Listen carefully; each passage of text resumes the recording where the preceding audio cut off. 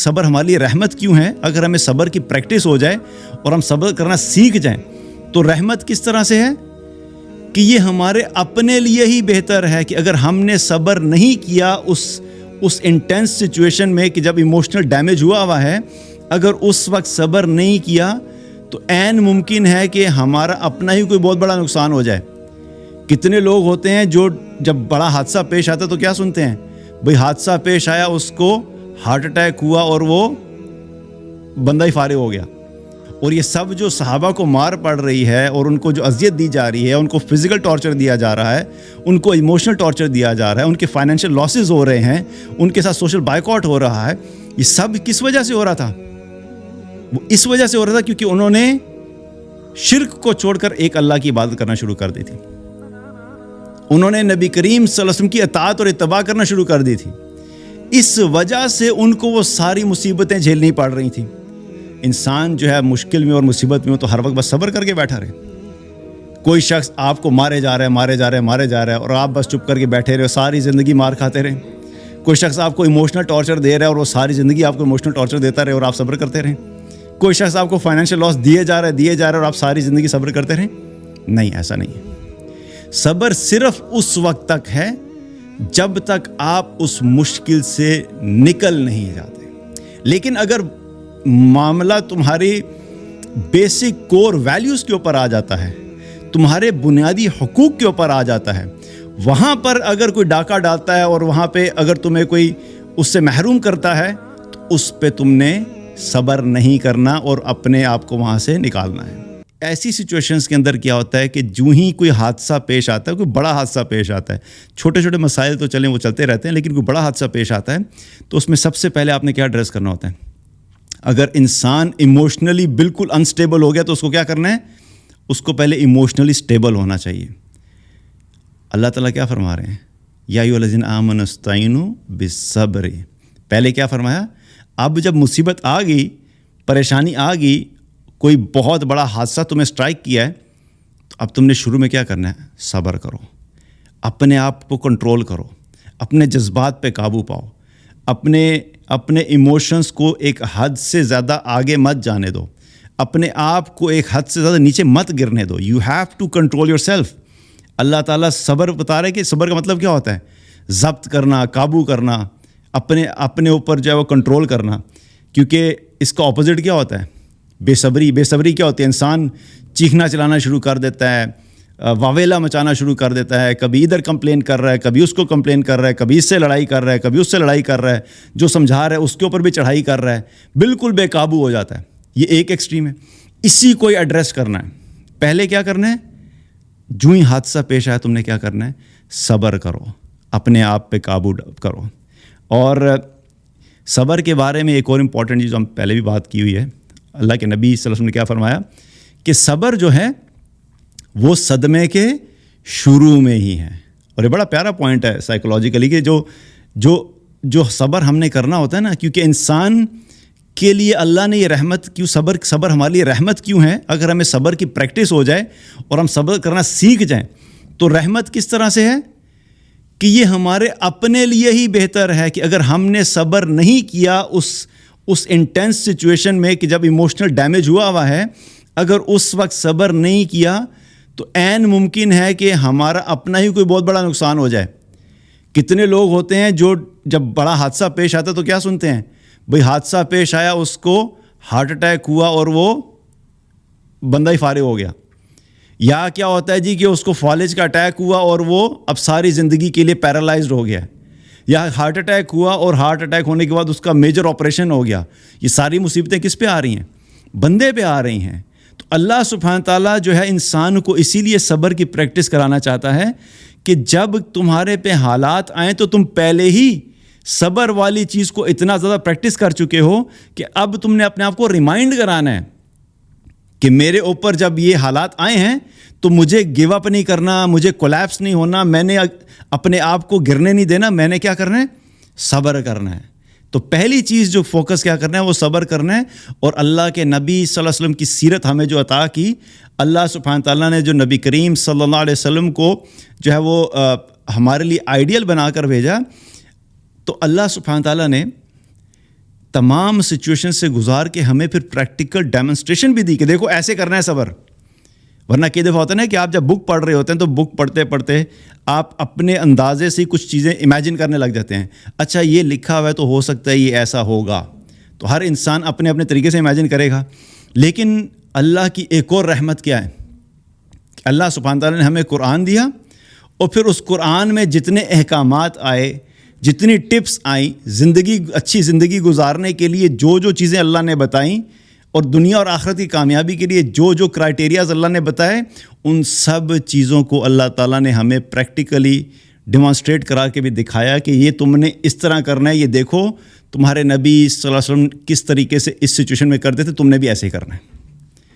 تو سمپلیسٹ طریقہ کیا ہے, جب بھی مصیبت آئے, مشکل آئے, تو ہمیں یہ تو میں چونکہ ٹاپک کیا ہے اس لیے بتا رہا ہوں, ورنہ ہر چیز میں, ہر ایسپیکٹ آف لائف میں ہم جب رسول اللہ صلی اللہ علیہ وسلم کی زندگی کی طرف دیکھیں گے تو ہمیں پتہ لگے کہ ہاں مجھے یہ سٹیپ کرنا ہے, مجھے اس طریقے سے چلنا ہے.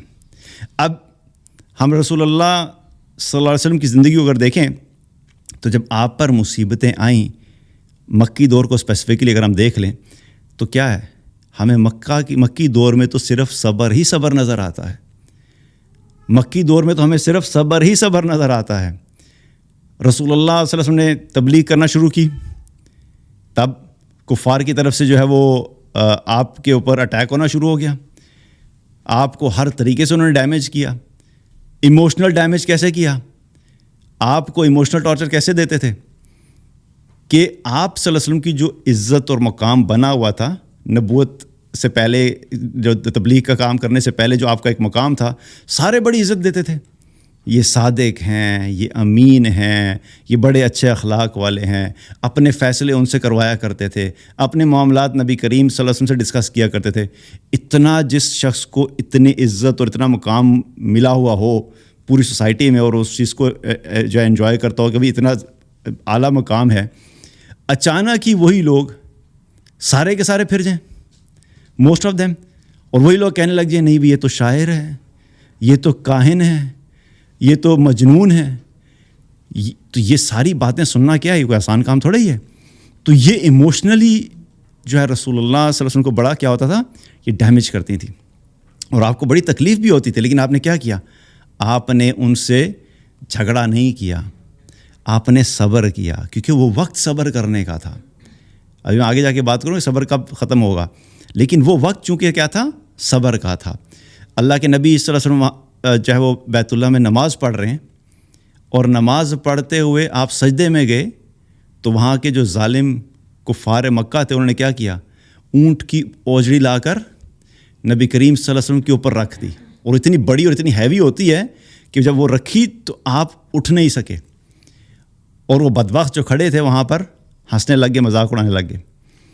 اور وہاں پر عبداللہ ابن مسعود رضی اللہ عنہ موجود تھے, اور وہ خود اس واقعے کو بیان کرتے ہوئے کہتے ہیں کہ جب انہوں نے یہ کیا تو میرا دل چاہا کہ میں آگے بڑھوں, لیکن میری ہمت ہی نہیں پڑی کہ میں آگے بڑھ کر نبی کریم صلی اللہ علیہ وسلم کے اوپر سے وہ اوجڑی ہٹا کے رکھ سکتا.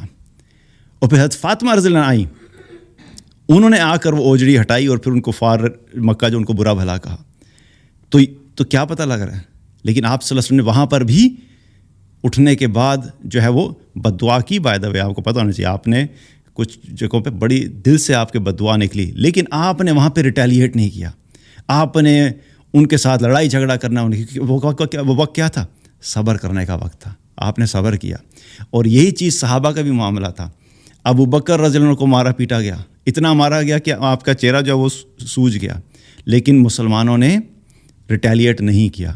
اللہ کے نبی صلی اللہ علیہ وسلم کے سامنے یہ سب کچھ ہو رہا ہے, اور یہ سب جو صحابہ کو مار پڑ رہی ہے, اور ان کو جو اذیت دی جا رہی ہے, ان کو فزیکل ٹارچر دیا جا رہا ہے, ان کو ایموشنل ٹارچر دیا جا رہا ہے, ان کے فائنینشیل لاسز ہو رہے ہیں, ان کے ساتھ سوشل بائیکاٹ ہو رہا ہے, یہ سب کس وجہ سے ہو رہا تھا؟ وہ اس وجہ سے ہو رہا تھا کیونکہ انہوں نے شرک کو چھوڑ کر ایک اللہ کی عبادت کرنا شروع کر دی تھی. انہوں نے نبی کریم صلی اللہ علیہ وسلم کی اطاعت اور اتباع کرنا شروع کر دی تھی.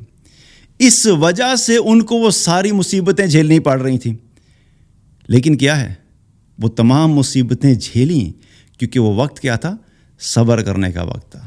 بلکہ صحابہ میں جب کچھ کے اندر یہ چیز فیلنگ آئی کہ بھئی جب تھوڑے سی تعداد بڑھنا شروع ہوگی، اسلام پھیلنا شروع ہوا، اور جو ہے وہ مکہ کے اندر مسلمان جو بڑھنا شروع ہوئے، اور خاص طور پر جب عبد الرحمن بن عوف رضی اللہ عنہ اور مختلف صحابہ جو بڑے انفلوئنشل صحابہ تھے وہ بھی اسلام میں داخل ہو گئے، تو صحابہ میں یہ چیز آئی کہ نہیں یا رسول اللہ، یہ ہمارے ساتھ جو کچھ کر رہے ہیں ہمیں اجازت دیں، ہم ان کا جواب دیں گے. تو اللہ نے منع کر دیا. کیا فرمایا اللہ تعالیٰ نے؟ کفوا ایدیکم، ان سے کہو کہ اپنے ہاتھ ابھی باندھے رکھیں. کیوں؟ کیونکہ ابھی صبر کا وقت ہے، ابھی تم کسی قسم کی ریٹیلیشن نہیں کرو گے. تو یہ چیز بڑی امپورٹنٹ ہے کہ اب کہ جب مشکلات ہوں اور جب تک مشکل نہیں ہو رہی تب تک صبر کرنا. اب یہ سوال جو بڑا امپورٹنٹ ہے اور اکثر لوگ جس پہ کنفیوز ہوتے ہیں، اس کا کیا مطلب ہے کہ اب انسان جو ہے مشکل میں اور مصیبت میں ہو تو ہر وقت بس صبر کر کے بیٹھا رہے؟ کوئی شخص آپ کو مارے جا رہا ہے اور آپ بس چپ کر کے بیٹھے رہے، ساری زندگی مار کھاتے رہیں. کوئی شخص آپ کو ایموشنل ٹارچر دے رہا ہے اور وہ ساری زندگی آپ کو ایموشنل ٹارچر دیتا رہے اور آپ صبر کرتے رہیں. کوئی شخص آپ کو فائنینشیل لاس دیے جا رہا ہے اور آپ ساری زندگی صبر کرتے رہیں. نہیں، ایسا نہیں ہے. صبر صرف اس وقت تک ہے جب تک آپ اس مشکل سے نکل نہیں جاتے. جب تک آپ اس مشکل میں ہیں، ایک چیز یاد رکھیں، ہمیں اللہ نے ہمیں جو دین دیا ہے نا، اس میں ہمیں جو زندگی گزارنے کا طریقہ دیا ہے وہ بڑا باوقار قسم کا دین ہے. ہمیں ہمارا دین یہ نہیں سکھاتا کہ تم بالکل مریل ہو کے زندگی گزارو، لوگ مارتے رہیں، تمہیں نقصان پہنچاتے رہیں اور تم بس اللہ کی خاطر معاف کرتے رہو اور تم بس صبر ہی کرتے رہو. نو، ڈیفالٹ کیا ہے کہ چھوٹے چھوٹی مشکلات آئیں گی، پریشانیاں آئیں گی، لوگ آگے پیچھے کچھ کہیں گے تو ٹھیک ہے، صبر کرو، معاف کرو. لیکن اگر معاملہ تمہاری بیسک کور ویلیوز کے اوپر آ جاتا ہے، تمہارے بنیادی حقوق کے اوپر آ جاتا ہے، وہاں پر اگر کوئی ڈاکہ ڈالتا ہے اور وہاں پہ اگر تمہیں کوئی اس سے محروم کرتا ہے تو اس پہ تم نے صبر نہیں کرنا اور اپنے آپ کو وہاں سے نکالنا ہے. مثال کے طور پہ شادی ہو جاتی ہے، شادی کے بعد کیا ہوتا ہے؟ لڑکیوں کو بتا کے بھیجتے ہیں، جی بیٹا اب تیرا جنازہ نکلے گا وہاں سے. وہ بیچاری ساری زندگی مائنڈ سیٹ میں لے کے جاتی ہے، بھئی کدھر جاؤں گی، جنازہ نکلے گا. تو اب اس کا مطلب ہے کہ اب وہ کیا ہوتا ہے، جب تک رہ رہی ہوتی ہے اس کے اوپر ڈبل پریشر ہوتا ہے. اگر اس کا خامن 2 نمبر نکل آیا، اب اس کو وہ ایموشنل ٹارچر دے رہا ہے یا فزیکل ٹارچر دے رہا ہے یا اس کے بیسک رائٹس پورے نہیں کر رہا، اس کی رسپیکٹ نہیں کر رہا. ایک طرف وہ اذیت میں بیچاری اور دوسری طرف والدین کا وہ جو جملہ اس کے دماغ میں فیڈ کر کے بھیجا ہے وہ کیا کہ وہاں سے تیرا جنازہ نکلے. یعنی وہ مینٹلی اس اسٹیٹ آف مائنڈ میں ہوتی ہیں کہ نہ وہ وہاں رہنے کے قابل ہوتی ہے اور نہ وہ وہاں سے نکلنے کے قابل ہوتی ہے. اور یہ والدین کی بہت بڑی غلطی ہے کہ یہ جملہ جو اپنی بیٹیوں کے دماغوں میں ڈال کے بھیجتے ہیں کہ تیرا جنازہ ہی وہاں سے نکلنا چاہیے.